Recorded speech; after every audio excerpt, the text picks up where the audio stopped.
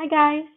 So in this video, I'm going to explain to you on our second module or our second chapter, which is on entrepreneurial motivation and competency. Please bear in mind that this particular module is very important as you are going to use these theories to apply for the case study, which is your first assignment that you need to do. So let's look at the learning objective. These are what you're going to learn today, which is by the end of the session, you should be able to explain and demonstrate the key entrepreneurial motivation. And also, you are able to explain and demonstrate the competencies of successful entrepreneurs. Now, when you talk about entrepreneurial motivation, what makes people responsive to the opportunity? All right, because when you talk about entrepreneurial opportunities or the opportunity of having a business, okay, or creating a business, what makes people feel that, oh, okay, I wanted to do that, or I wanted to venture into this particular business, or I would like to become an entrepreneur, right? And then we also need to understand first also what drives them to entrepreneurship, okay? Basically, why you want to become an entrepreneur, right? Why don't you work with other people, become an employee instead of creating your own business and become an entrepreneur, right? So answering to this question entail the examination of entrepreneurial motivation, which when you talk about motivation itself, it is actually defined as the drive that causes a person to take some goal-oriented action. Now, when I ask you, do you want to become an entrepreneur? Some of you say yes, some of you say I'm not sure, and some of you say you do not know, or maybe yes, maybe not. Okay. Now, like previously in our previous chapter, I've asked you, is there anybody that are who are rich, who are millionaire, who are billionaires, that are workers? No, isn't it? So you know that to become a millionaire, to become a billionaire, to become very, very rich, okay, you can't be an employee, right? So you are the one who's supposed to be the entrepreneur if you want to become the millionaire or billionaire, okay? So typically, the reasons or what drives them to become an entrepreneur is, of course, the money or the rewards that they will get at the end of the day. Right. So let's look at these entrepreneurial motivation theories, okay, or motivation theories that are based on the idea that behavior is essentially purposeful and directed towards the attainment of certain goal.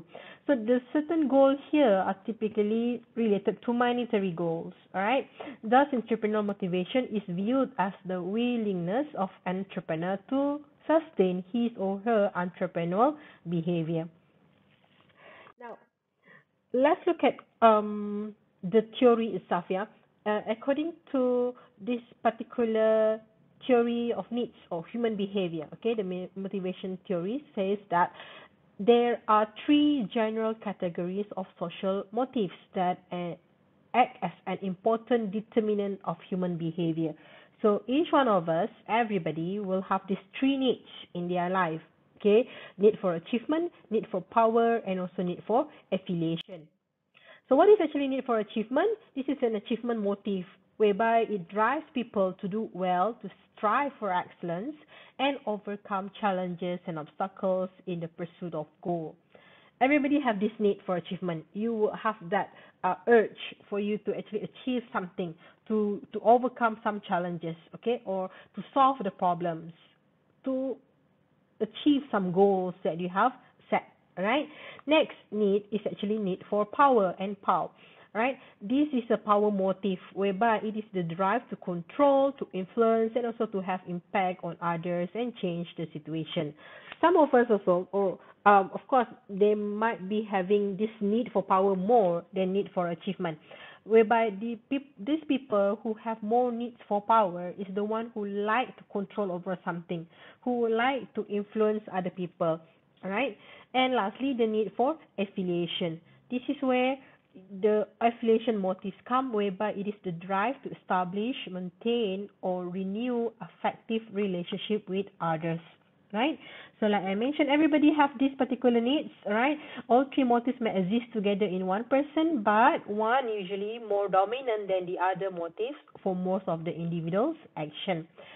Okay, So we have all of these three needs, but somehow or other, some of you might have more need for achievement. So you are concerning about achieving goals or concerned about having a good standard. All right, like for example, in your paper, for example, you strive to get an A instead of some people may just feel like it's okay as long as I pass this paper and then it's fine.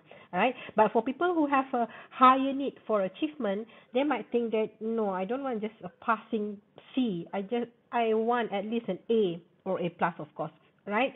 And then for some people, they wanted to have more power, so that is when they would like to control over others or wanted to have more people that they can influence and follow them, right? So this is when you have a higher need for power, while other people might want to have a lot more of friends, okay, having the affections toward other people, right? So this is when that person is having more of the need for affiliation. Okay, moving on to the characteristics of achievement-oriented entrepreneurs, right? Basically, there are 6 characteristics, which is drive to achieve, okay? The one who have that particular, what I call just now, the need for achievement, yeah? They have the drive to achieve.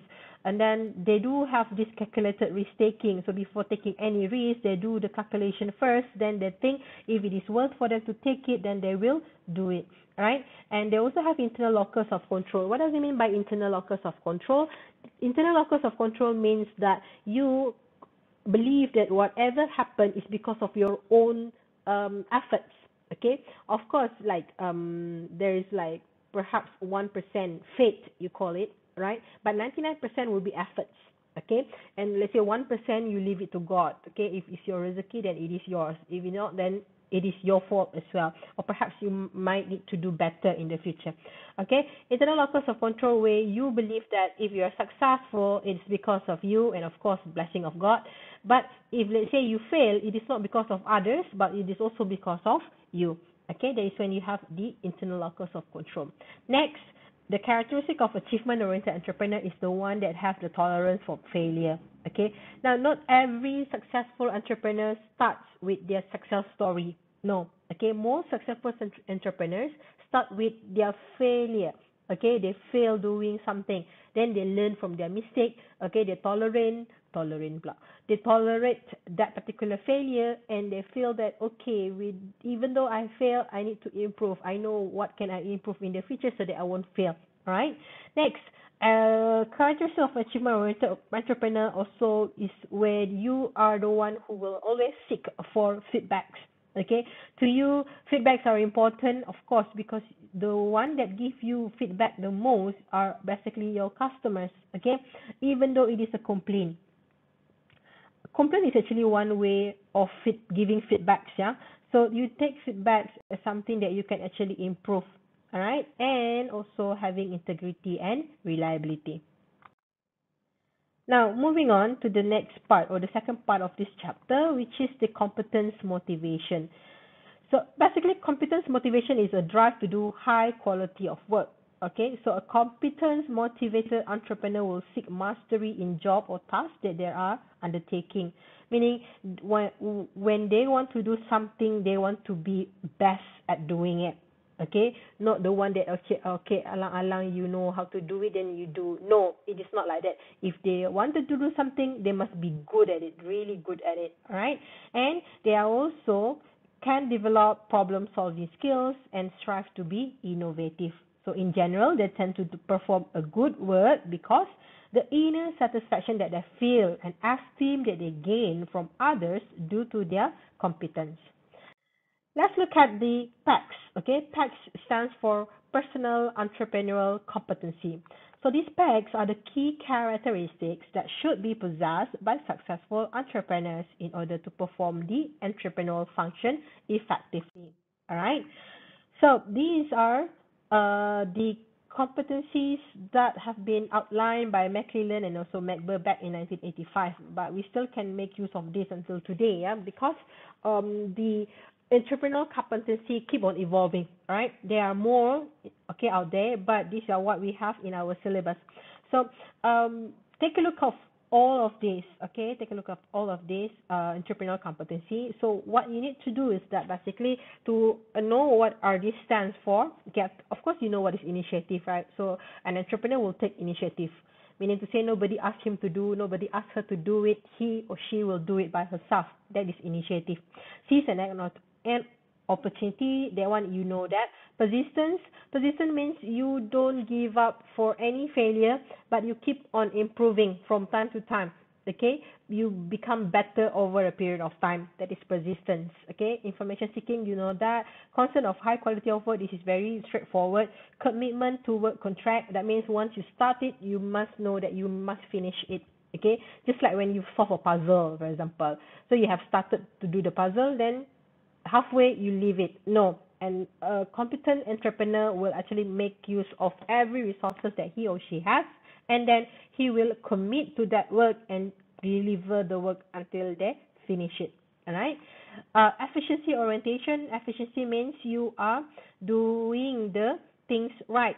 Okay, by having low cost, lower time, but superior quality. All right, efficiency means you try to strive to get less resources to do the best output. Okay, systematic planning, you know that one. Problem solving, that one is very easy. Self confidence, yes, an entrepreneur have the self confidence. Okay, assertiveness. Assertiveness is being really firm. Okay, you are the one, like when you talk about the characteristics just now of entrepreneur: reliable and integrity. And assertiveness means you face your problem transparently, okay, and you are firm with your decision. Okay, persuasion, this is when an entrepreneur are able to persuade other people, okay, and make use of the influence strategy. This is when you capitalize on the networks that you have, okay, networking, so that you'll be able to get people to also use your product and promote your product at the same time. All right.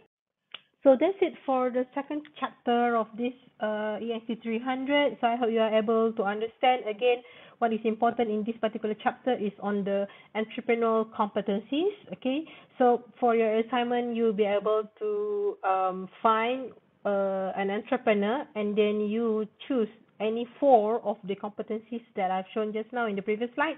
So for you to do your assignment, the instruction for assignments are in your Google class. Yeah. Okay, guys. Thanks.